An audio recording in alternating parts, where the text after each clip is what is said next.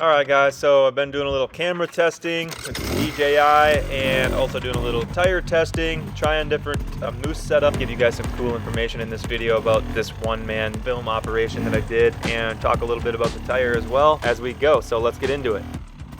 So first thing you'll probably notice, it's not in focus. So it was able to follow me, but I needed somebody to either hit the focus button or do something, and then check this out. It just decides to stop following me because apparently I'm too far away. So the DJI handheld gimbal is not necessarily meant for action photography. That's why we have the 360 as well. The DJI is good for other things, obviously. Still going, but it fucking flipped, huh? I'll try to make this line if you actually record me. All right, round two. This time I just decided no gambling here because this line was too sketchy. I didn't want to do it a bunch of times, so I just put the camera on one spot and didn't try to have it follow me. Obviously, no real point in having the gimbal camera for this purpose, but I have a 360 camera sitting up on the hillside, and we'll take a look at that footage now. So where I am right here is also where I am in this shot from this different angle with the 360. Of course, I have a camera that picks me up, but I don't nail the line, which makes it more interesting in some ways. So I guess I'll let you guys watch me suffer through this, and because I didn't really know what I was supposed to do, but my wheel was sort of, the front end was up so high that it didn't want to roll back on me as fast as it does sometimes. The front end was like that high up in the air. So it was kind of held against the ground, and I pulled on the fender. See there, it let go on the compression a little bit, but it gave me enough to where I was able to just pull on the fender and pivot the front end over just with the fender. So let me know if you guys have done that before in the comments. But yeah, this was a steep line here. This is one of the harder ones I've done. So it was kind of cool to actually see a fail and then have it work out this well, especially since I was by myself. And I guess it's one thing you have to be the more control you have, the safer you can fail, to be quite honest with you. It would have been nice if I could have turned the engine off or something before I sort of dumped the clutch and almost flipped over backwards, but either way, no big deal. I made it out alive. Let's take a look at this one more time. So the execution just wasn't 100% dialed here. I didn't get the clutch out quick enough.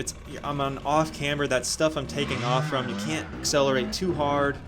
It's got to be just right because it's really loose where I take off, and it's just steep enough to where if I would have got on it any harder, I would have either spun or looped out or done both. So it just came to a stop, and then I eventually couldn't hold my balance, and somehow it didn't flip over backwards though. All right, picking up where we left off. Now the rest of this isn't exactly easy either. This is a pretty steep little sidewall here.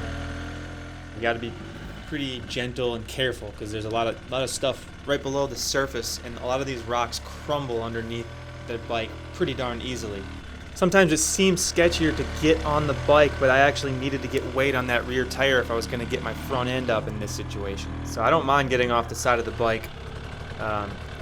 Doing a giant, huge pivot turn like on a situation like that is not advised, in my opinion. I can't see too many people going for something like that right there, unless maybe they were going for the win at Ayresburg or something.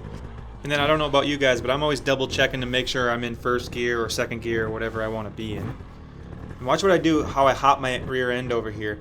I actually push down on the seat, and it unweights as I do a little bit of a clutch pop to help get the rear end over to get my angle proper for this next little part of the climb here, and avoid hitting my pegs on those rocks. That was really the reason I kind of had to get over there.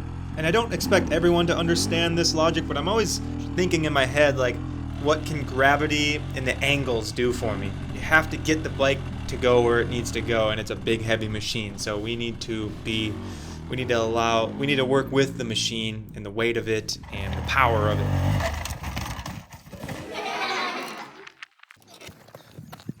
All right, take 4. I only made it up the first time today. This thing's getting really tricky, and I'm starting to chew it up and make it harder.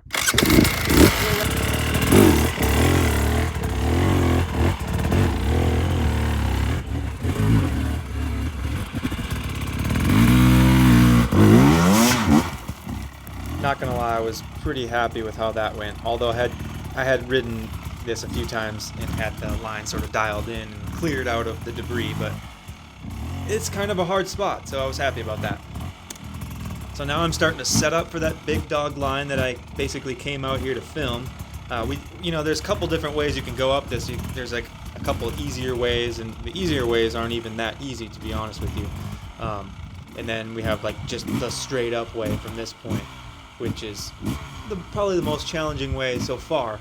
My next step is I just got to ride it out all the way. But I went for this, and I didn't make it. I failed again, you guys. So you guys deserve better than that. I shouldn't be making mistakes. I apologize. But I bailed out of it at a really good point so I could do my little side out trail. When I say trail, I mean, we're talking Hardenduro here, people.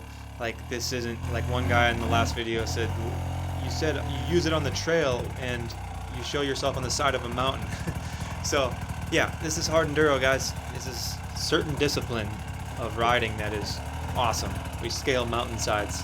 We use a lot of unusual skills, and you need a lot of control over the clutch, throttle, brakes, suspension, everything that you can possibly use. So the reason I brought the front end up here is because I needed the rear tire to be over to its right as far as possible to take off on this next line and not wash out. Putting your bike in the right position to give the rear wheel the best path of traction is something you always need to be considering in hard enduro or extreme terrain.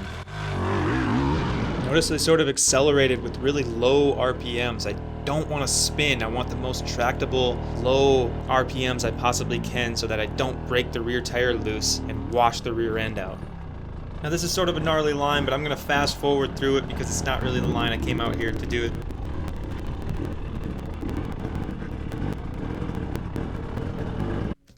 Nonetheless, it's a pretty gnarly line. Pretty dangerous. If I was to fail right at that spot right there, it wouldn't be good. And now for my 5th attempt at this big line. Will I make it? Man, this one getting me. Oh.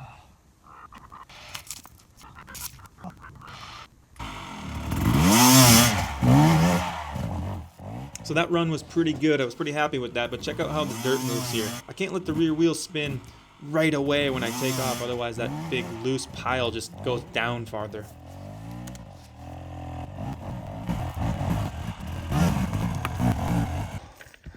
Only 2 for 5 on this one so far.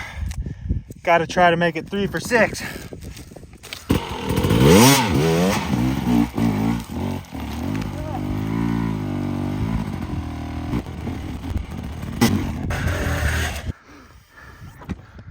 Oh man, you guys, 3 for 6, it's not bad. That one is one of the harder lines that I've ever hit. We got the blues getting max grip here. The moose isn't even horribly soft. You can see it gets pretty soft, but it's not as soft as they come for hard enduro. But anyway, stoked to go 50% on that one. And the one time I got stuck in the middle, should have been a flip over backwards. That was a close call. And again, I think the bike just being in gear and I stalled it, that it actually like held me there longer than it should have.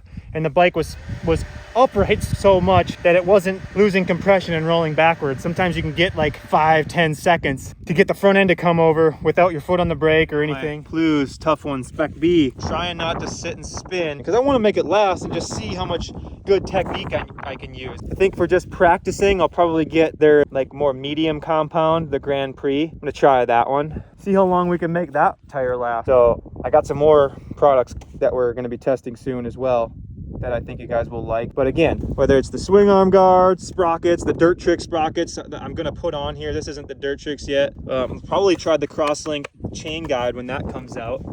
I have some different fork guards that I'm gonna be trying pretty soon.